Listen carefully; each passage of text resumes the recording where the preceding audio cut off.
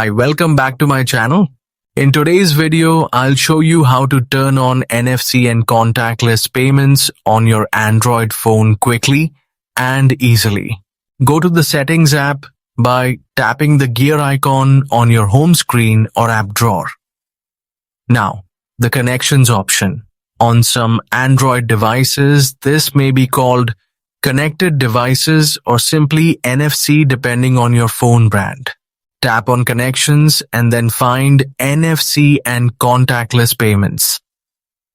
Once you open it, you will see a toggle switch at the top of the screen.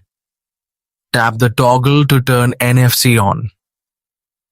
When it's enabled, the switch will change color, showing that NFC is active.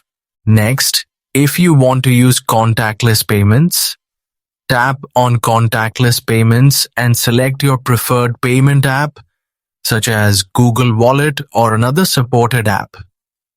Make sure you have added your card details to complete the setup.